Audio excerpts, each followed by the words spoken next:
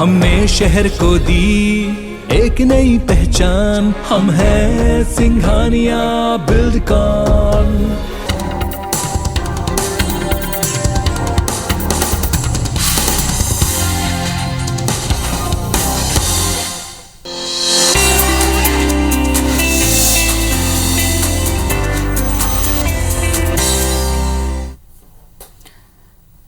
नमस्कार, सेहत से जुड़े हमारे खास कार्यक्रम हेल्थ गुरु में स्वागत है आप सभी का। मैं हूं आपके साथ ज्योति सिंह, जहां आज हम बात करने वाले हैं साइलेंट किलर यानी कि कैंसर की। आजकल बुजुर्गों में सामने आने वाले रेक्टल कैंसर के मामले में अब युवाओं में भी तेजी से देखने को मिल रहे हैं। एक स्टडी की बात करें तो रेक्टल कैंसर के मामले अब 50 साल से ज्यादा की उम्र वाले लोगों को कम हो रहे हैं, तो वहीं 20 से 30 साल के एज ग्रुप के लोगों में ये आंकड़ा बढ़ रहा है। ये बीमारी कोलोन यानी कि रेक्टल हिस्से को प्रभावित करती है। इसके अनुसार इसे बड़ी आंत का कैंसर या फिर कोलोरेक्टल कैंसर या फिर रेक्टल कैंसर के रूप में भी जाना जाता है। इस गंभीर बीमारी पर आज हम चर्चा करेंगे और आपको बताएंगे कि इसके शुरुआती लक्षण क्या होते हैं, कैसी जांच होती है और इससे सर्वाइव करना कितना आसान है। तो चलिए शुरू करते हैं अपना खास कार्यक्रम हेल्थ गुरु।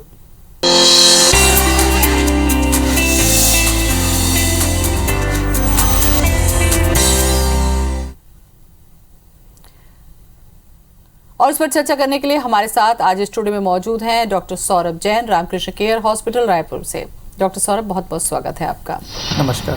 डॉक्टर साहब, कैंसर जैसी गंभीर बीमारी के बारे में जितनी ज्यादा चर्चा की जाए ताकि लोगों में जागरूकता फैले और समय रहते अगर ये बीमारी पकड़ में आ जाए, ये कितना महत्वपूर्ण इशू है, आज चर्चा की शुरुआत यहीं से करते हैं। तो अगर हम कोलोरेक्टल कैंसर या बड़ी आंत के कैंसर के बारे में बात करेंगे तो पुरुषों में ये चौथा सबसे आम कैंसर है और महिलाओं में ये 5वां सबसे आम कैंसर है। पहले ऐसा माना जाता था कि ये बुज़ुर्गों की बीमारी है, पर अभी हमने देखा है कि अब ये 50 से कम उम्र वाली युवा पीढ़ी में यह कैंसर धीरे धीरे बढ़ता जा रहा है। और अगर आंकड़ों की बात की जाए तो ऐसा माना जा रहा है कि 2030 तक जो भी कोलोरेक्टल कैंसर होंगे उसमें से 10 में से 1 मरीज और रेक्टल कैंसर में 4 में से 1 मरीज युवा पीढ़ी का रहेगा। दूसरी बात ये भी है कि जो कोलोरेक्टल कैंसर या बड़ी आंत के कैंसर जो युवा पीढ़ी में देखे जा रहे हैं, ये एडवांस स्टेज अग्रिम अवस्था में मिल रहे हैं और ये एक खतरे की घंटी है हमारे लिए कि हमें इसे जल्दी से जल्दी निदान करना बहुत ज़्यादा ज़रूरी है। डॉक्टर साहब, ये काफी महत्वपूर्ण इशू है कि आखिर ऐसी क्या वजह हुई कि जो बीमारी 50 के बाद होती थी वो बीमारी यंग एज तक शिफ्ट हो रही है। इसके पीछे महत्वपूर्ण कारण क्या है? मुझे लगता है ये जानकारी लोगों के लिए काफी फायदेमंद होगी।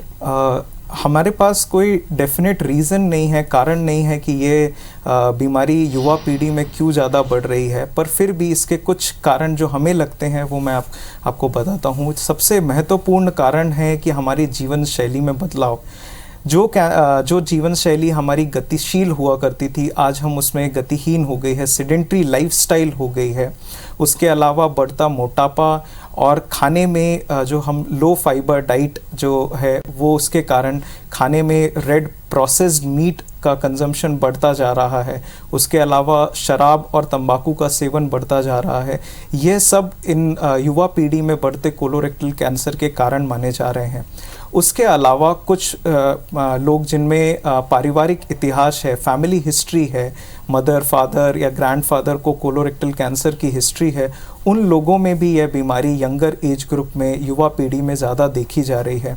इसके अलावा जो मरीज़ जिनमें इन्फ्लेमेटरी बाउल डिजीज़ जिसे हम अल्सरेटिव कोलाइटिस भी बोलते हैं, उन लोगों में भी यह बीमारी यंगर एज या युवा पीढ़ी में ज़्यादा देखी जा रही है। डॉक्टर साहब, कुछ कारण ऐसे हैं जो आपने बताया कि लाइफ स्टाइल डिजीज एक बहुत महत्वपूर्ण रोल अदा करती है बहुत सारी बीमारियों के लिए। जब हम चर्चा करते हैं, कम से कम इसको हम सुधार लें तो थोड़ी सावधानी हम बरत सकते हैं। सवाल ये उठता है कि कैंसर पर जब भी हम चर्चा करते हैं हमें ये लगता है कि ये बीमारी साइलेंट किलर है, यानी कि लक्षण पता चले तब तक ये बहुत आगे बढ़ चुकी होती है, स्टेज बहुत खतरनाक होता है। क्या शुरुआती ऐसे लक्षण बॉडी प्रेजेंट नहीं करती क्या, कि जिससे ये लक्षण पता चल सके और अलर्ट हो जाए और जांच हो जाए? तो कोलोरेक्टल कैंसर या बड़ी आंत के कैंसर का सबसे आम लक्षण होता है मल में खून आना। यह दो आम बीमारियों के भी लक्षण हैं जिसे हम बवासीर और फिशर बोलते हैं। पर बवासीर और फिशर में ये नॉर्मली दवाइयों से ठीक हो जाता है या छोटे मोटे से ठीक हो जाता है। तकलीफ़ जब होती है जब मरीज इसे नज़रअंदाज करते हैं या फिर घरेलू इलाज करते रहते हैं और जो बीमारी पहले चरण में होती है वह द्वितीय तृतीय चरण तक पहुंच जाती है। इसके अलावा इस बीमारी के कुछ और भी लक्षण हैं, जैसे कि बॉवल हैबिट्स में चेंज होना, जैसे किसी को कब्ज़ हो जाना या फिर बहुत दस्त लगना, जो अपनी नॉर्मल बॉवल हैबिट से कुछ बदलाव आना। इसके अलावा जब वो मल निकाल रहे हैं उस टाइम पे बहुत ज़्यादा दर्द होना, जिसे हम पेनफुल डिफिकेशन बोलते हैं। इसके अलावा वज़न का कम होना बिना किसी कारण से, भूख ना लगना और खून की कमी होना, जिसे अनीमिया भी कहा जाता है।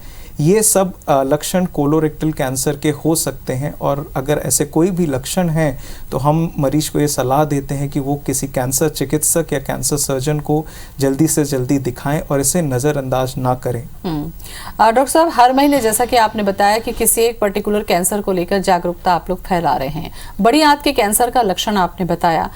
ये जो लक्षण है डॉक्टर साहब, बहुत सारी बीमारियों में भी कुछ ऐसे ही लक्षण आते हैं, चाहे एनीमिया की बात करें, भूख ना लगना है या फिर कब्जियत है, दूसरी जो समस्याएं। आपको लगता है कि क्या हमें जांच कराने के लिए किसी एक्सपर्ट की सलाह लेनी पड़ती है कि सीधे ही कैंसर हॉस्पिटल जाना होगा? क्या करें जांच के लिहाज से? अहम अगर ऐसे कोई भी लक्षण हैं तो पहले आप अपने लोकल फिजिशियन को दिखा सकते हैं। लोकल फिजिशियन आपके लक्षणों को समझ के आपका जांच करके देख सकते हैं। एक मलाशय का एक जांच किया जाता है जिससे अगर अंदर कोई संदिग्ध गठान है तो वो हमें पता चल सकती है। अगर उन्हें कोई भी डाउट है, सस्पिशन है, तो वो किसी कैंसर सर्जन या कैंसर चिकित्सक या गैस्ट्रोएंट्रोलॉजिस्ट के पास वो आके आपको भेजेंगे। अगर वो पेशेंट्स इस तरह के हमारे पास आते हैं तो हम उन्हें एक कोलोनोस्कोपी की सलाह देते हैं। डॉक्टर साहब, ये जो कोलोनोस्कोपी का जिक्र आपने किया, वास्तव में ये है क्या और किन्हें करवाना चाहिए ये?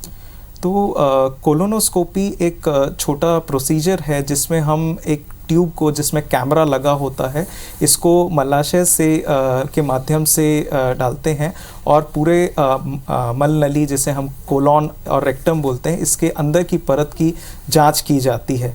ऐसे में अगर कोई गठान है या कोई पॉलिप्स है या कोई बम्स है, इसको हम देख सकते हैं, उससे एक बायोप्सी ले सकते हैं और बायोप्सी लेके हम कंफर्म कर सकते हैं कि ये किस प्रकार की गठान है, ये कैंसर है या फिर कैंसर से पहले का स्टेज है या कोई सादी गठान है। और इनमें से अगर कोई भी ऊपर जो मैंने जो भी लक्षण बताए हैं, अगर मरीज को इनमें से कोई भी लक्षण है तो हम उन्हें सलाह देते हैं कि वो एक कोलोनोस्कोपी की जांच करवाएं। डॉक्टर साहब, इस जांच के बाद बहुत सारी चीज़ें आप लोगों पे साफ हो जाती है, क्योंकि ये कुछ ऐसा जांच है जैसा कि आपने बताया, इसे प्रत्यक्ष तौर पर आप देख सकते हैं कि किस जगह पर क्या चीज़ें हैं।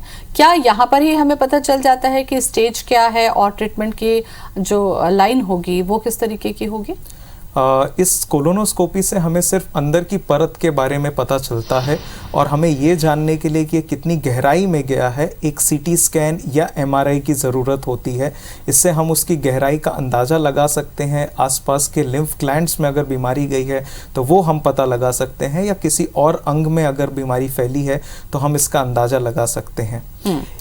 अब चूंकि इलाज पर हमें फोकस ज़्यादा करना है, क्योंकि ज़्यादातर आज मरीजों को ये लगता है कि कैंसर अगर है तो बहुत गंभीर बीमारी है, इससे सरवाइव करना मुश्किल होता है।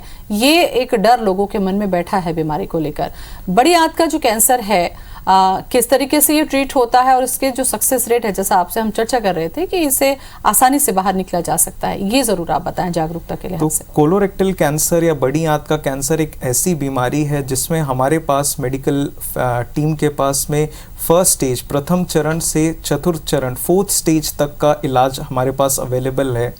अगर बीमारी प्रथम या द्वितीय चरण में रहती है तो हम उसे मरीज को सर्जरी की सलाह देते हैं। सर्जरी दूरबीन की पद्धति से लैप्रोस्कोपिकली की जा सकती है, जिसमें हम बड़ी आंत के जो भाग में कैंसर है उस भाग को निकालकर दोनों बड़ी आंतों को जोड़ देते हैं, या फिर कभी कभी बड़ी आंत के कुछ भाग को चमड़ी से बाहर निकाल के लाते हैं, जिसे हम कोलोस्टोमी बोलते हैं। कोलोस्टोमी टेम्परेरी या अस्थाई या फिर स्थायी रूप से हो सकती है। इसमें वो निर्भर करता है कि मरीज को किस तरह की बीमारी है और किस जगह पे बीमारी है। अगर ऑपरेशन के बाद में हम जो टुकड़ा निकाल के टेस्टिंग के लिए भेजते हैं, उसके बाद हमें पता चलता है कि मरीज को आगे कीमोथेरेपी और रेडिएशन थेरेपी की ज़रूरत है या नहीं है, पर इस बीमारी को पूरी तरीके से ठीक किया जा सकता है।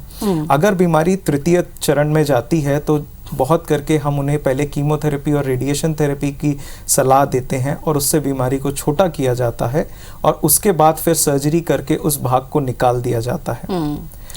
डॉक्टर साहब, जैसा कि बड़ी आंत का ये कैंसर है और आपने बताया कि अगर MRI या CT स्कैन से ये पता चलता है कि ये बीमारी और भी जगहों पर फैली हुई है, तब लोगों के मन में ये सवाल होगा कि अगर बड़ी आंत है तो उसे तो आप सर्जरी के जरिए निकाल देंगे, लेकिन बाकी जगहों पर अगर ये बीमारी फैली है तो इससे कितना खतरा होता है और फिर ट्रीटमेंट की लाइन क्या होती है? तो कोलोरेक्टल कैंसर एक ऐसी बीमारी है, जैसा मैंने बताया कि इसमें चतुर्थ चरण में भी हमारे पास इलाज है। अगर बीमारी लिवर, लंग्स या पेट की झिल्ली में भी गया है तो भी हम इसे ऑपरेशन करके और कीमोथेरेपी के सहायता से ठीक कर सकते हैं। पहले ऐसे बीमारी में हम पहले कीमोथेरेपी देकर बीमारी को छोटा करते हैं और फिर जिस भी अंग में वो बीमारी गई है उस अंग के कुछ भाग को हम निकाल कर उस बीमारी को पूरी तरीके से कंट्रोल कर सकते। बिल्कुल।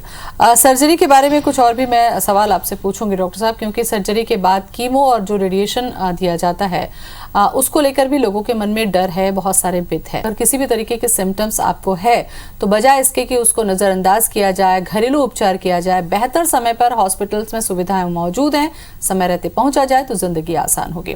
डॉक्टर साहब, जब सर्जरी की हम बात करते हैं तो जहां तक कैंसर पर भी हमने प्रोग्राम्स किए हैं, केवल सर्जरी से ही ट्रीटमेंट नहीं होता है। सर्जरी के बाद फिर इंतजार होता है कि वो किस स्टेज का है, उसके बाद कीमो को लेकर लोगों में डर है कि सर्जरी तो बहुत आसान है लेकिन कीमो से हम सर्वाइव नहीं कर पाएंगे, कीमो बहुत पेनफुल है।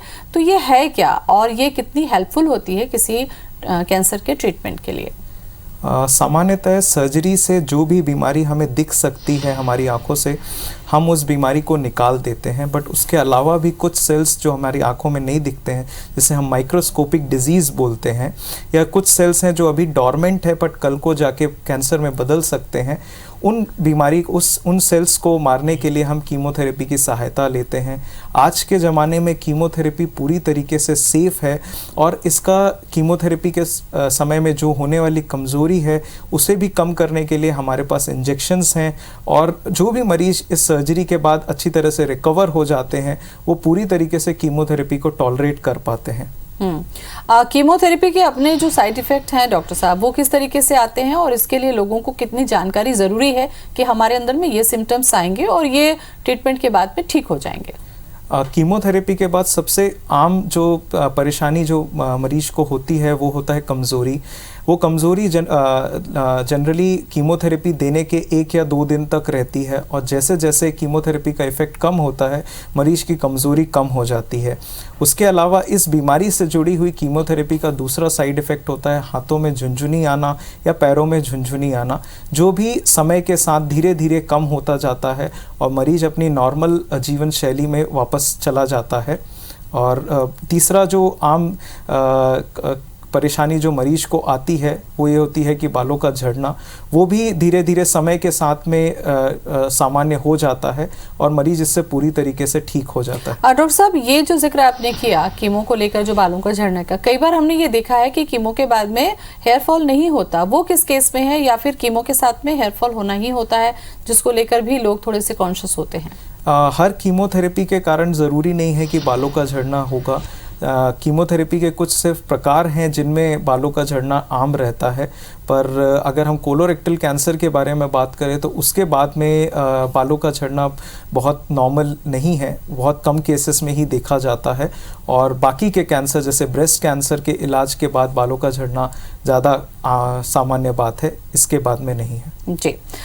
इसके बाद में जो दूसरा ट्रीटमेंट होता है यानी कि तीसरा ट्रीटमेंट कैंसर का, वो होता है रेडिएशन। सामान्य से सवाल ये होता है कि रेडिएशन ओपन एरियाज में दिया जाता है, लेकिन बड़ी आंत तो आपके पेट के अंदर है डॉक्टर साहब, तो ये सामान्य से जिज्ञासा है कि आखिर रेडिएशन कैसे काम करता है और ये किन कंडीशन में किया जाता है? तो रेडिएशन थेरेपी एक मशीन के थ्रू किया जाता है जो एक सीटी स्कैन की तरह रहती है। सीटी स्कैन में हम रेडिएशन का एक बहुत छोटा डोज देते हैं जिससे शरीर को कोई हानि नहीं पहुंचती है।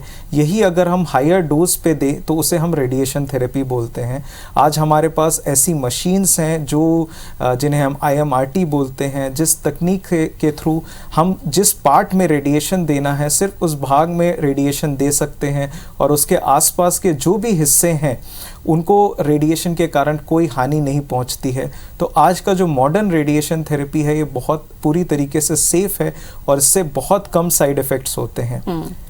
बड़ी आंत के कैंसर का जो ट्रीटमेंट है डॉक्टर साहब कितना कारगर है, क्योंकि इसके बाद में हमने देखा कि सर्वाइव रेट जो है वो काफ़ी है। इसका मतलब ये समझा जाए कि अगर सही समय पर इलाज हो जाता है तो व्यक्ति सामान्य ज़िंदगी जी सकता है। बड़ी आंत का कैंसर अगर प्रथम या द्वितीय चरण में होता है तो इलाज के बाद मरीज पूरी तरीके से ठीक हो जाता है, उसके सर्वाइवल के चांसेस बहुत अच्छे रहते हैं और मरीज एक नॉर्मल जीवन शैली जीता है। अगर बीमारी तृतीय चतुर्थ चरण में भी पहुंच जाती है तो भी इलाज से वो बीमारी काफ़ी अच्छी तरह काफ़ी लंबे समय तक कंट्रोल में रह सकती है, पेशेंट अपना नॉर्मल लाइफ जी सकता है। बट बहुत ज़रूरी है कि मरीज को एक रेगुलर डॉक्टर के साथ रेगुलर फॉलोअप रखना। ये एक महत्वपूर्ण सवाल है डॉक्टर साहब, ये मैं आपसे पूछने वाली थी, क्योंकि जिस समय मान लीजिए ये तीनों ट्रीटमेंट हो गए और डॉक्टर ने कह दिया कि आप अच्छे हैं, तो यहाँ पर इसको हमको अच्छा समझ के नहीं बैठना है, अपने डॉक्टर से कब कब कंसल्ट करना है और इसको इग्नोर नहीं करना चाहिए। ये कितना घातक हो सकता है अगर आप इसे अवॉइड करते हैं? तो किसी भी कैंसर की बीमारी के बाद हम मरीज को ये सलाह देते हैं कि उन्हें अपने डॉक्टर के साथ लगभग 5 साल तक रेगुलर फॉलोअप रखना बहुत ज़रूरी है। पहले 2 सालों में यह जो फॉलोअप है ये हम 3-3 महीने में करते हैं।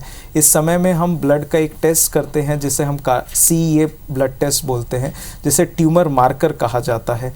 जब भी शरीर में कैंसर वापस पनपता है तो ये मार्कर अपने आप बढ़ने लग जाता है और इसे हम बहुत जल्दी स्टेज में पता कर सकते हैं। तो बहुत ज़रूरी है मरीज को कि हर 3 महीने में इस ब्लड टेस्ट को कराएं और अपने डॉक्टर के साथ, कैंसर चिकित्सक या कैंसर सर्जन के साथ रेगुलर फॉलोअप में रहें, ताकि अगर बीमारी वापस भी आती है तो हम उसे बहुत अर्ली स्टेज में ही डिटेक्ट करके उसे पूरी तरीके से ठीक कर लें। बिल्कुल डॉक्टर साहब, ये जो टेस्ट आपने कहा, क्या बड़ी आंत के कैंसर के लिए ही ये टेस्ट किया जाता है या शरीर में किसी भी तरीके का जो कैंसर होता है उसके लिए फिर अलग अलग टेस्ट फॉलोअप में किए जाते हैं? ये जो कार्सिनो एम्ब्रियोनिक एंटीजन या CEA टेस्ट बोलते हैं ये सिर्फ बड़ी आंत के कैंसर के लिए किया जाता है। हर एक प्रकार के कैंसर के कुछ ब्लड टेस्ट होते हैं, कुछ मार्कर्स रहते हैं जो अलग अलग प्रकार के रहते हैं और हर एक कैंसर का हम उसमें अलग अलग प्रकार के ब्लड टेस्ट करते हैं जिससे हम पता लगा सकते हैं कि ये कैंसर है कौन से स्टेज, कौन से लेवल पे पहुंच गया है या वापस आया है या फिर मरीज पूरा कैंसर फ्री है। बिल्कुल डॉक्टर साहब, यहाँ पर जागरूकता के लिहाज से भी मैं ये एक सवाल आपसे करना चाहूँगी कि किसी को भी कैंसर डिटेक्ट होता है तो उन्हें लगता है कि मेट्रो सिटीज़ में या बड़े हॉस्पिटल की तरफ आप रुक करिए, वहाँ पर ही ये क्योर होगा। और कई बार ये देखा गया है कि इस दौरान इंतज़ार इतना लंबा होता है कि स्टेज 1 से पेशेंट स्टेज 3 में पहुँच जाता है। ऐसे समय में आप क्या कहना चाहेंगे कि छत्तीसगढ़ में आज हमारे पास में कितनी सुविधाएँ कैंसर ट्रीटमेंट के लिए उपलब्ध हैं? तो आज के समय में छत्तीसगढ़ रायपुर सिटी में हमारे पास सब वही तकनीक अवेलेबल हैं जो मुंबई, दिल्ली या किसी भी मेट्रोपॉलिटन सिटी में हैं। आज हमारे पास वो कैंसर विशेषज्ञ, कैंसर सर्जन्स हैं जो मुंबई, दिल्ली के एपेक्स कैंसर सेंटर से ट्रेंड हैं और वो वही ट्रीटमेंट प्रोवाइड करने के लिए रेडी हैं जो आपको मुंबई, दिल्ली में मिलेगा। और हम वो सब वेटिंग पीरियड, जो तकलीफ़ मरीज को मुंबई, दिल्ली में ना जान पहचान, खाने पीने की तकलीफ़, रुकने की तकलीफ़ जो होती है, वो सब तकलीफ हम दूर कर सकते हैं अगर मरीज इस चीज़ पे विश्वास करे कि हम रायपुर जैसी जगह पे भी हम वही सेम ट्रीटमेंट मरीज को दे सकते हैं। बिल्कुल।